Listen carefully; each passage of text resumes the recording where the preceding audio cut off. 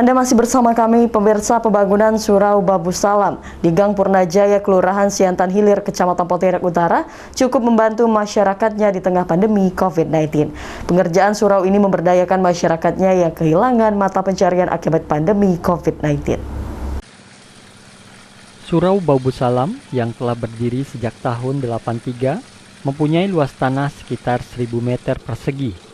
Dengan rencana pembangunan surau seluas 196 meter persegi, kondisi surau yang sudah cukup tua membuat masyarakat bergotong royong memperbaiki surau ini. Uniknya pembangunan Surau Babu Salam ini mempekerjakan warganya yang dirumahkan akibat pandemi COVID-19. Ada sekitar 15 orang warga di Gang Purnajaya ini yang diperkerjakan. Mereka sebagian besar berprofesi sebagai tukang. Menurut Ketua Rukun Warga Gang Purnajaya, Rudiansah, untuk dana pembangunan surau sendiri murni swadaya masyarakat. Total anggaran yang dibutuhkan untuk pembangunan surau sebesar 700 juta rupiah. Selama pandemi ini kan mereka tidak bisa usaha. Jadi ya kita kebetulan membangun, kita manfaatkan warga-warga bisa membantu membangun Surau Babu Salam, dan juga kita ya adalah untuk mereka gitu. Jadi enggak juga kita kan nol gitu kan Pak ya. Jadi untuk membantu hari-hari mereka berjalan. Untuk pemberdayaan pada saat pandemi ini sangat baik sekali karena memang banyak masyarakat kita yang terdampak pengurangan tenaga kerja, dan alhamdulillah diserap untuk bekerja di surau ini, Surau Babu Salam ini. Mungkin harapan kami juga kita bersama bisa membantu untuk jangan istilahnya jangan memandang besar kecilnya. Insya Allah apa yang kita bantu akan kembali kepada diri kita sendiri. Pembangunan Surau Babu Salam ini sangat disambut baik warga karena memang kondisinya yang sudah tua. Ditargetkan pembangunan rampung Februari tahun depan. Dari Pontianak, Kalimantan Barat, Barlian Pasore iNews melaporkan.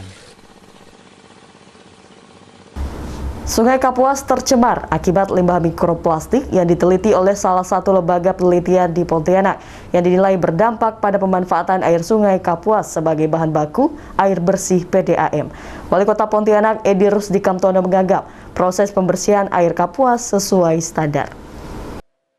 Penelitian uji sampel yang dilakukan oleh Tim Riset Hidrologi dan Pencemaran Air Universitas Tanjung Pura dari bulan Mei hingga Juli 2021 menyatakan Sungai Kapuas telah tercemar oleh limbah mikroplastik.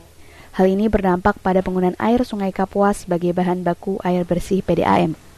Wali Kota Pontianak Edi Rusdi Kamtono mengatakan dalam pengelolaan air bersih PDAM tentu mempunyai standar yang ditetapkan oleh WHO dalam mengubah air Sungai Kapuas menjadi air bersih, sehingga aman untuk dipergunakan masyarakat. Kalau tindak lanjutnya kita tetap proses sebagaimana yang distandarkan oleh WHO ataupun Kementerian Kesehatan untuk penjernihan air. Standar-standarnya itu sudah ada. Penggunaan bahan kimianya juga sudah ditetapkan, volumenya ataupun jumlahnya, supaya air ini layak untuk digunakan dan dimasak dulu sebelum diminum. Nah itu. Terus untuk ke masyarakat mengedukasi terus supaya tidak membuang sampah sembarangan, terutama sampah plastik. Yang sekarang tidak hanya sungai tapi laut juga sudah banyak sampah plastiknya. Edi menambahkan, di sisi lain kandungan limbah mikroplastik juga berdampak buruk bagi kesehatan masyarakat. Untuk itu masyarakat diimbau agar tidak membuang sampah sembarangan apalagi di sungai, karena akan mencemari air sungai. Dari Pontianak, Barlian Pasore melaporkan. Menjual gorengan dari buah cempedak membuat seorang ibu di Kota Pontianak berhasil meraup pundi-pundi rupiah hingga ratusan ribu setiap hari.